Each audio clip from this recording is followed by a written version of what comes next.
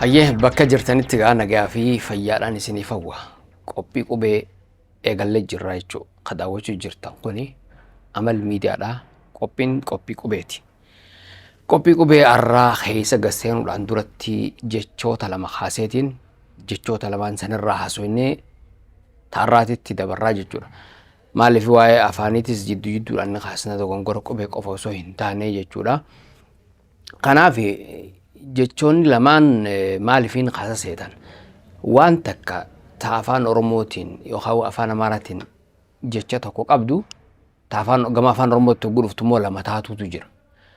Akkasumattis gama afaan Amaaraatti hogguu deebinee waan lama kan biratti takkaatti jiraachuu mala garuu heddumminaanii afaan Oromoo bal'inaa waan akkanaa ni qaba waan takka kan biratti lamaa jechuudha.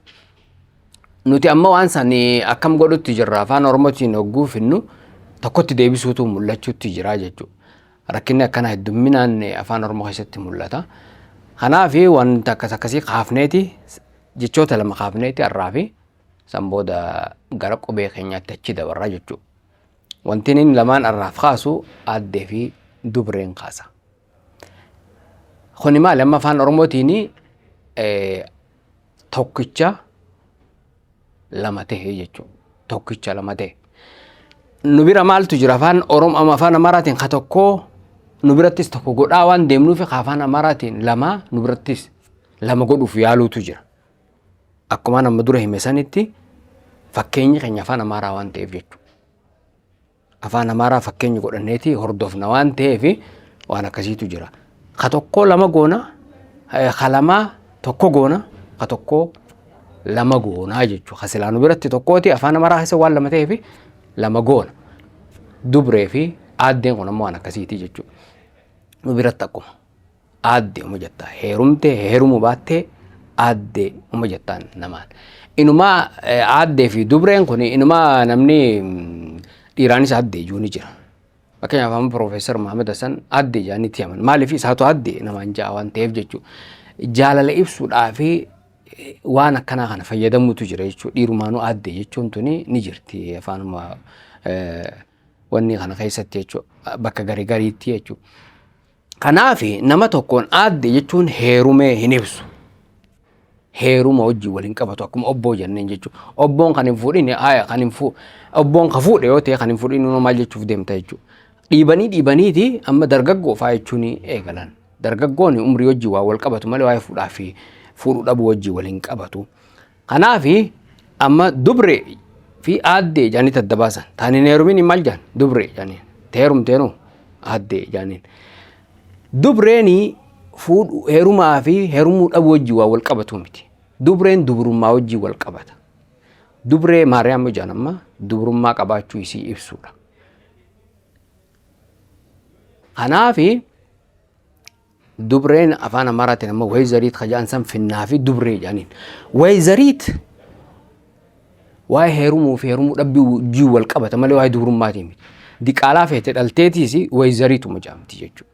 Waan feete gootee waan feete laaqatteetiis yoo jaarsa wajjin mana tokko keessa hin galin yoo jaarsa qabaattee balu jaarsa isiiti jettee ka walii mallattee isee hiitee hin jiraatin maal jaamti jechuudha. Wayzariit jaamti jechuudha. Ilmoo qabdi bara garuu wayzariit jaamti. Ta ilmoo qabdu garuu afaan Oromoo keessatti dubrummaa hin qabdu jechuudha. Kanaafuu dubree jechuun hin dandeessu. Si galami ta dhiiramee wajjin deemteen ati dubree jettaan taanaani dubrummaa maal akka taate siin galle jechuudha. Kanaaf wanni kun afaan Oromootiin wayzaroo fi wayzariitis aaddeedha malee waan biraati miti. Kanaaf if cinquu hin qabdan jechuudha. Afaan Amaaraatiin lama godhuu qabnaa ja'a hayyuun afaan Oromoo rakkoon tana guddoon jechuudha. Kan akkasii bira dabarreeti qophii qubee taarraatitti dabarraa jechuudha.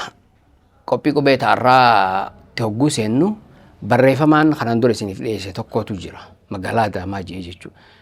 Barreeffamni suni kana kunu. Barreeffamni kuni deeceedorii jechuu deecoo deerii jaameeti dubbifama afaan Oromootiin. Ingilish irraa fudhatamee jenneeti jirra. Magaalaa Adaamaa qofame wanni kun ka jiru kana isin beeksisuu fi kan inni irra deebi'ee waan kana fide jechuudha. Kanaal Pilaasiitu waan kanaan deema waan ta'eef bakka Kanaal Pilaas jiru hunda wanni kun ni jira jechuudha. wanni kun ammaas waan miilaan deemtu waan miila sadii irratti maxxanfamee jira. Kanaaf wanni tun bakka hunda deemti, Adaamaa alas ni deemti. Waan ta'eef kan magaalaa Adaamaa qofaa miti jechuudha. Magaalota biraa keessattis akkanumatti jira akkasitti akka hubatamuu fi kan biraa deecoodariin kun Ingilishii yaadameetiin je sii ka jennee baranne sanii kan biraatitti akka sagalee kaa qabuutitti dubbisan jechuudha. Dooktor Ogujaan amma sii fayyadamanii deekoodar Ogujaanii sii fayyadamanii bakka hedduutti haala saniin fayyadamanii jechuudha. Kanaaf nuti fuuneeti siisan sala deesoodarii illee osoo jenne irra wayyaa'u fakkaataa beekta akkasii osoo dubbifamne illee jechuudha. Maaliif akka barannu sii jennee baranne malee kaa yookaan kee jennee hin baranne waan ta'eef rakkoon sammuu sanii yaadaati Ingilishiin deekoodar jaanii waan dubbisanii fi nuti siisan mafinneeti afaan Oromootiin deecodarii goone.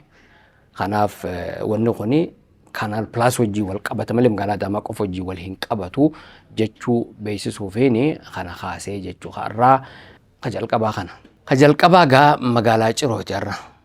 Magaalaa Cirootitti warshaan maqaa kana qabu kuni silaa maal jechuu yaadeeti daakuu carcar jechuudha kan inni yaade. Kakatabee immoo maal jedha carcar jedha jechuudha. Carcar yoo ta'e afaan Amaaraatu taa'uyi.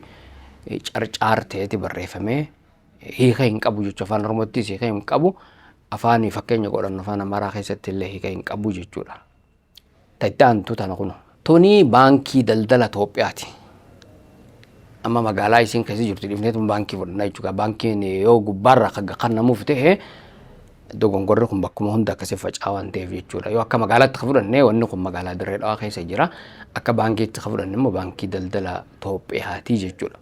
Barreeffamni kuni wanni jechuudhaaf isaan sila yaadan maal jedha tajaajila baankii dhalarraa bilisaa jechuudha kan isaan yaadanii.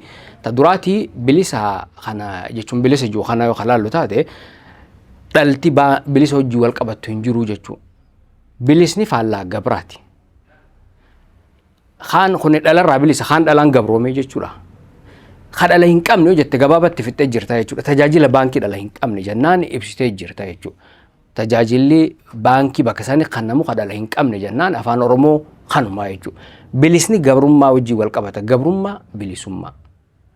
Kanaaf kan dhalarraa bilisaa yoo jette immoo haani namu kan dhalaan gabroomee jechuu qabda jechuudha. Amma kan wallan natsaa kajoo isaan nima finnaatu hirriiba uummata dhorkeeti dhalarraa bilisa siin jedha. Dhala hin qabu jennaan dhume. Kanaaf akka afaanitti dogongora akkasiiti qaba. Gama qubeetti hogguu deebinu immoo akkas jechuu isaan yaadaniiti wanni isaan kataban ammoo maal jedha tajaajila guutuu bankii dhalarraa jechuu yaadaniiti akkasitti katabanii. Haitaanutti hogguu dabarru kana kuni aanaa xullooti jechuudha.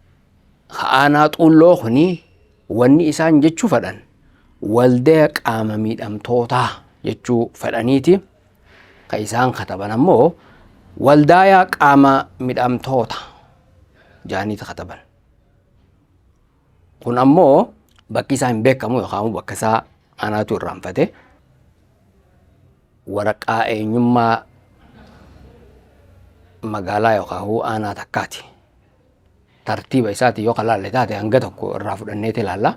Akaakoo yookaan akaakayyuu jechuudhaaf kaayatanii kakataban ammoo maal jedha akakoo jedha. Akakoo illee osoo ta'e xiqqoo afaan Oromoo ta'ee jira yoo hiikni isaa kabaraallee ta'e jechuudha. Kan itti aanu kun ammoo maal jedha wanni isaan jechuu fedhani bara dhalootaa jechuudha ka fedhani bara dhaloota jedha. Gad bu'ee saala jechuudha fedhani waan kataban ammoo hin dubbisu jechuudha.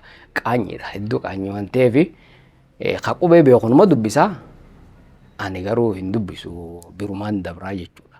Kan isaan fedhan saala kataban ammoo astaghfirullah alazim jechuun bira dabraa jechuudha. Ana jechuu ka fedhan ammoo ana yaani ana dhufu silaa jaani hiika qabaate ana jedha. Ardaa jechuudhaaf ardaa lakkooysa manaa jechuudhaaf lakkooysa mana waan mana yaamu jiran fakkaata mana guyyaa kana. Guyyaa kenname jechuudhaafi guyyaa itti kenname jedha. Namnummaan afaan hin beekne kanatti haasa'u sila amma nama tokko afaan jajallisee haasa'u jirame afaan Oromoo oguu hin beekne jechuudha. kunillee akkasitti naasa'u kun garuu kan maslaafaan ni beeka jaamutu akkanatti katabee jechuudha. Kun ammoo mallattoo dura taa'aa araddaa jechuudha fadhan. Fedhiin isaanii akkasii wanni lafarra mul'atu immoo maal jedha? Mallattoo dura taa'aa araddaa jedha jechuudha. Guyyaa haaromsaa jechuudhaaf fadhan ammoo guyyaa yeetiin hara jee dubbisa hanga qellisoon hedduu walitti aantee waan jirtuu fi akka gaa seera afaan qubee afaan Oromoo hogguu barannu jidduu irratti laageetu seenuu qaba. Qellisoon yookaan waliin hogguu walitti aantu waan ta'eef kanaaf hara jeetumaan bira dabraa jechuudha. Guyyaa hara jeetiin bira dabraa kan akkaan itti dubbisu waan hin qabneefu seera cabsee jira waan ta'eef jechuudha. Barreeffamni itti aanu kun ammoo kitaaba irraa fudhatame. Kitaaba. Amma kitaaba kana irra hamaa'ugaa kaa'inuma magaalaa keessaa kanarra jechuudha. Kitaabni kun kan magaalaa keessa jiru magaaluma san keessa jiru bakkuma takka ta'a. Hin sossoo'u jechuudha. Kitaaba kun ammoo bakka itti maxxanfame keeti bakka hedduu wal gahe waan ta'eef kana irra hamaan. Kun ammoo wanni isaan jechuu fedhan maali? Jaarraa jechuu fedhaniiti. Jaaraa yaaniiti katabanii. Seenaa kanaan olitti barreeffamerraa waan hedduu barachuun of qopheessuu nurraa eegama jechuu fedhan ammoo maal jedha? Seenaa kanaan olitti barreeffame irra waan hedduu barachuun of qopheessuun hojjechuun nuras ni eegama jedha jechuudha.